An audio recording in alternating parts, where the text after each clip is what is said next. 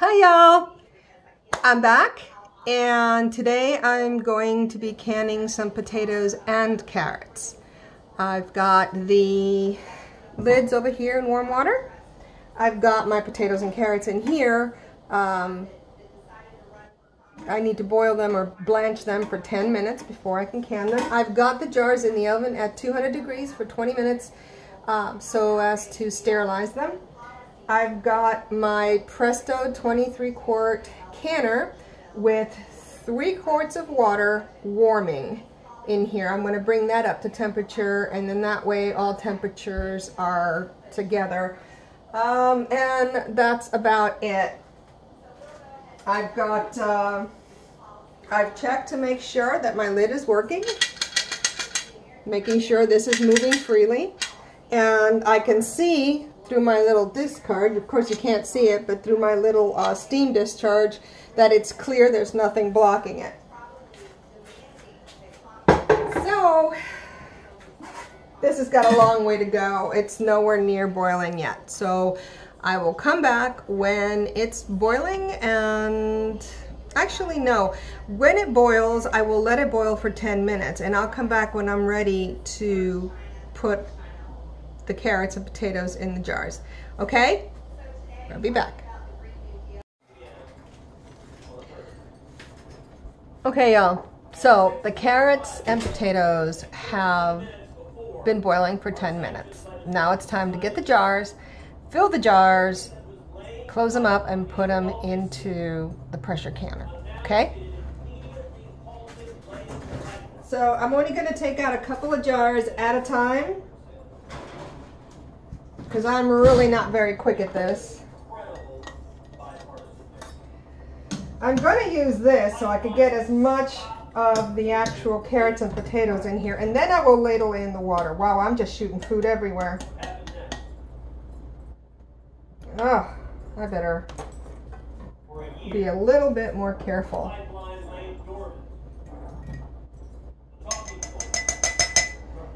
Oh, come on. Ouch. Hot.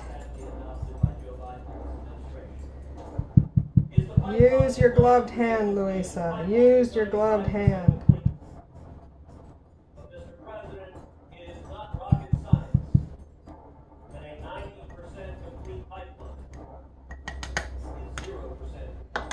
Alright, let's try this again, and hopefully we'll work a little better this time.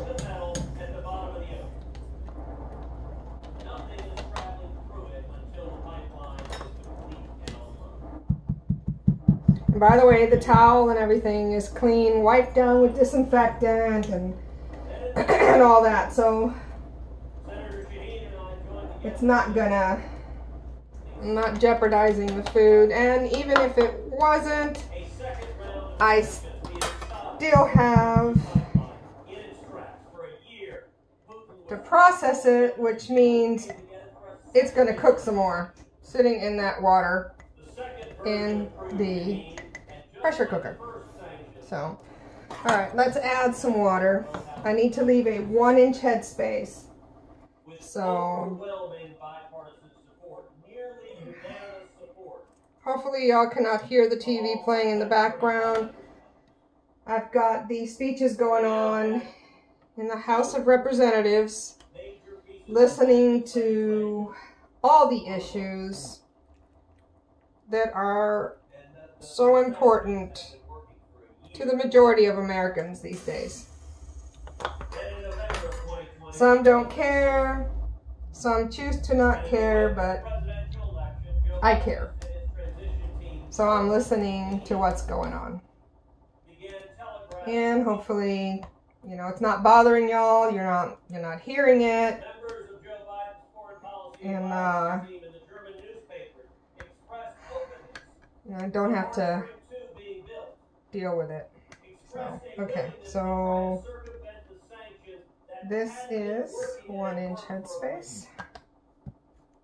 Put the lid on that puppy. Oh, wait. I forgot the salt, or almost forgot the salt.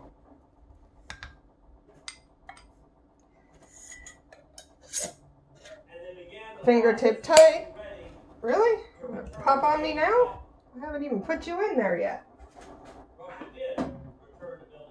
Right.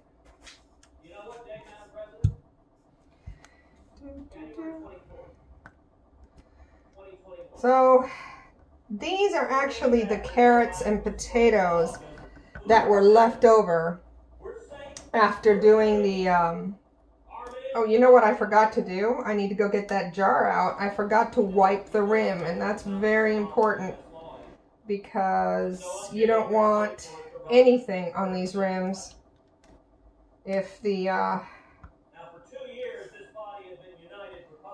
if there should be any like salt granules or anything on the rim, it'll keep the jar from sealing, and so we don't want any of that.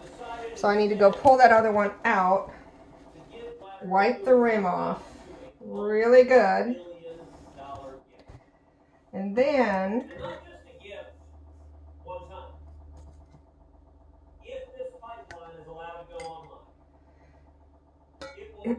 I just put the salt in, so now I need to wipe it again. See, I'm not all with it today, guys. The only reason I don't go live is because all this stuff takes time, and we would have a lot of dead space just sitting here waiting for stuff to happen.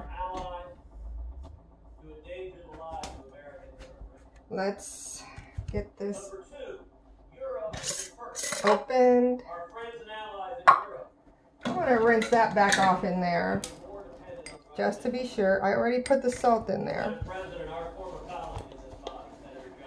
And I'm going to clean it all off and then grab another lid. Come on.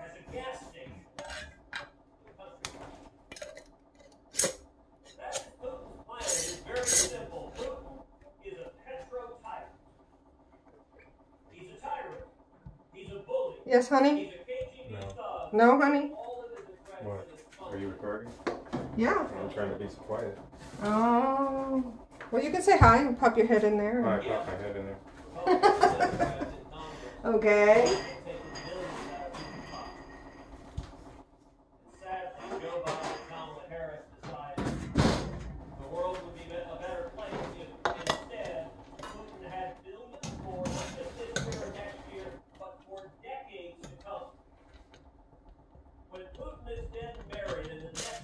Okay, this is getting out of hand. Will be reaping the benefits of this pipeline. Indeed, as a result of Joe Biden's decision, many are referring to this pipeline as the Biden-Putin pipeline. For a very simple reason. Okay, well. Let me get this in here.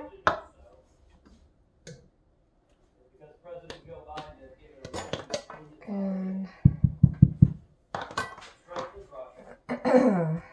it weakens Europe. It makes Europe subject to energy blackmail. Putin has demonstrated a willingness and indeed a history of using energy blackmail and using those and let's go ahead and get some of the boiling water in here. to do what he wants. In the dead of winter, when people are at risk of freezing to death, Putin has threatened to and has in fact cut off gas Here we go. to endanger the lives of innocent civilians in order to coerce the government to bending to his will. Remove the air bubbles. As a result of Joe Biden's surrender, Okay.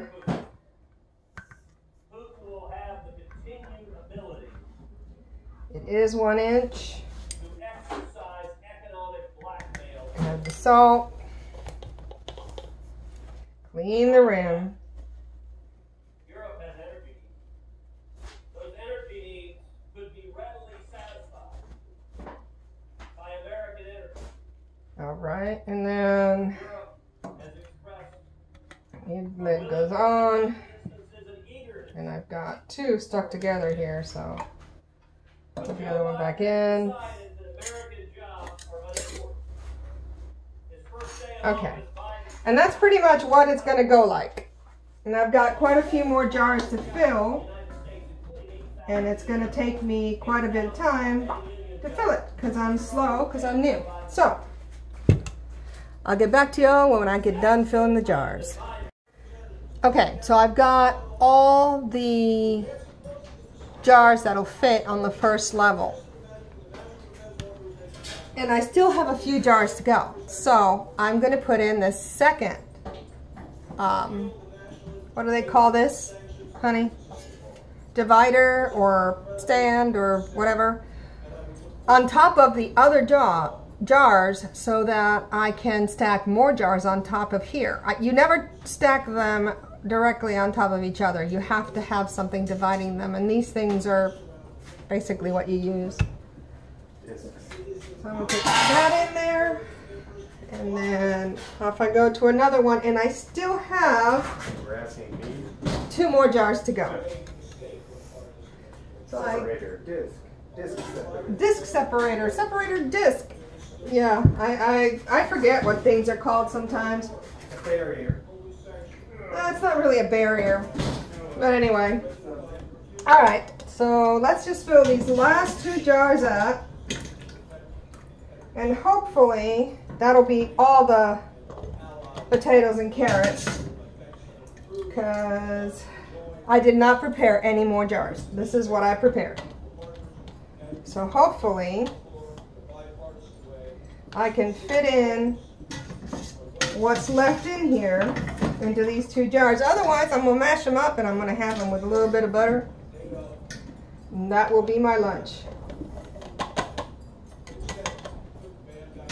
Because I am not going to go through the process of preparing 2 more jars. And it looks like this would be, I've got it, maybe 1 more jar's worth, if that. So I'll just take that and mash that all up, and we'll have it for whatever. Maybe we'll eat it for dinner with whatever we make tonight. It'll be our mashed potato. But that's it. I am not gonna try and prepare a whole nother jar just for that.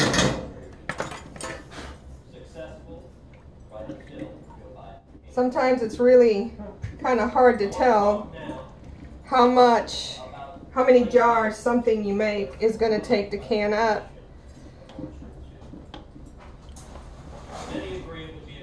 So you do sometimes have some left, and that's okay. You can have it for dinner or create something different with it.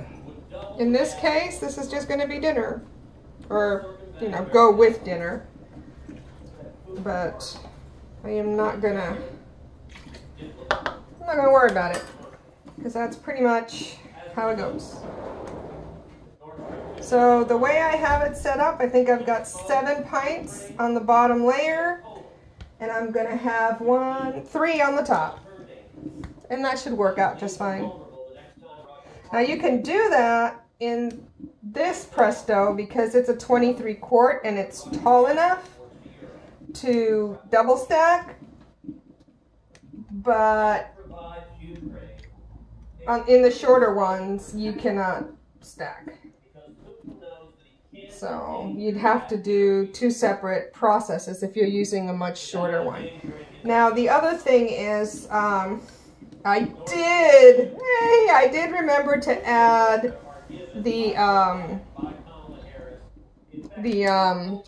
vinegar to, and by the way, this is pink Himalayan sea salt. You never use any salt with iodine in it, but as long as it's a good quality salt, kosher salt, salt for pickling and canning, pink Himalayan sea salt, any of that is fine. I did remember to add the vinegar to the water in the canner, and you have to remember that, otherwise it will cloud up your jars really badly, and I've yet to be able to clean mine off where I forgot to do that the very first time I did some canning. So That is something you need to remember. Come on. Yeah. All right. There we go. And these are the last two. Only fingertip tight because the pressure has to escape the jars somehow. And that's it. Isn't that pretty? All right. So 3 jars.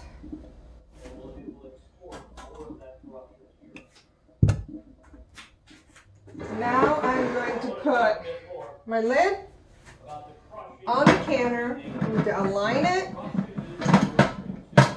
It's got this little arrow here. And close it.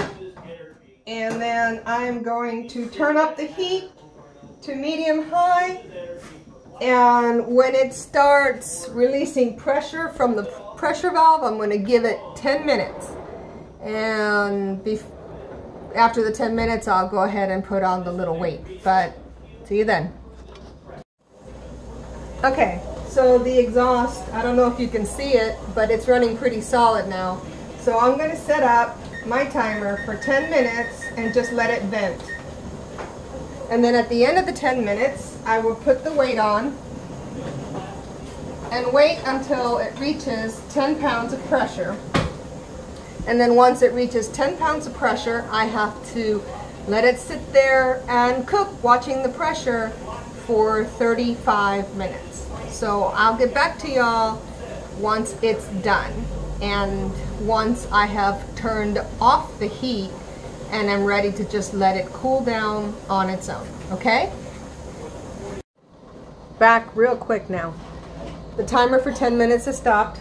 I have the little bell on there and I'm waiting for it to reach the appropriate pressure before I start the timer for the 35 minutes to process, okay? So there we go. See you soon. Okay guys, time's up. It's been processing for 35 minutes. Then when the timer went off, I shut it off and I walked away. I just let it completely cool off all on its own. So now I'm going to pull off the little weight. I'm going to open it up and I'm going to take my jars out. And hopefully everything turned out really well this time. Let's see.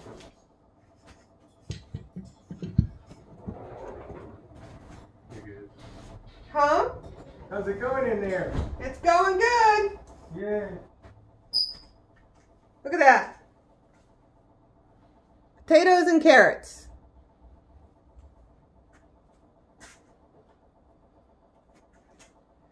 Looks like they turned out really good.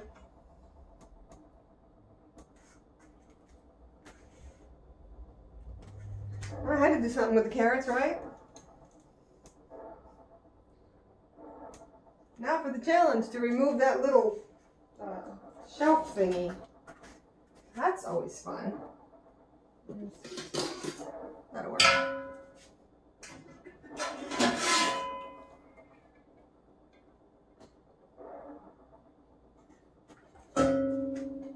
Oh, Ron's behind the camera making faces, just so y'all know.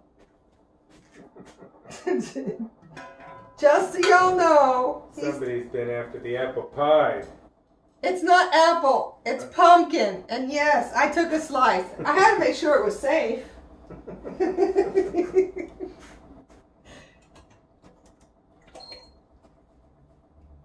Look at that. It is still bubbling.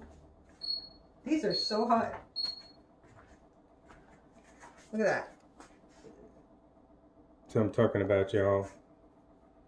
She attacked it. I did. I attacked a whole piece. One whole piece. The pumpkin. I made 2 pies, guys. 2 pies, and I took 1 piece. But you canned all the other goo.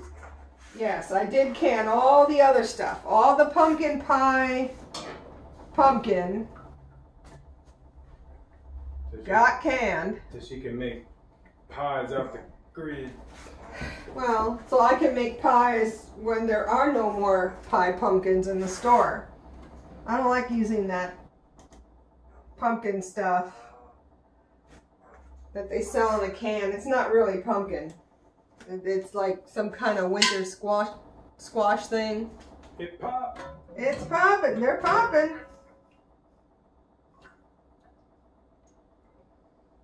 Looks good. I don't think anything went wrong in that batch. Thank God. Yep.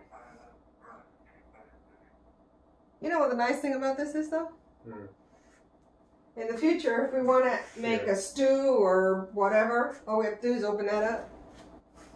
And that's it. That's all there is. And I'm going to turn this around. If I can open it. There we go. And there they are. If I can aim this camera because it's facing the wrong way. There we go. See how hot that is? They're still bubbling. And there's Ron. Making himself busy doing important stuff in the house. Getting ready for solar. Getting ready for our big solar generator. It's a generator, right? Or a battery? No, it's a solar bank. It's a solar bank. It's the Blue Eddy 200p. We're waiting for that to come in, so he's making room for it over there by the window. And we might go ahead and show it to you guys once we get it all set up. But that's it for now. Carrots and potatoes ready for the shelf. Now I can't touch the jars for 12 to about 16 hours. Oh, there goes one. And then I'll check all the seals, wipe down the jars, and put them up. Thanks for joining me and hanging out during my canning adventure today.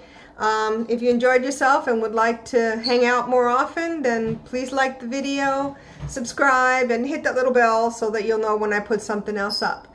I thank you again for hanging out with me, and we will see you later. Bye.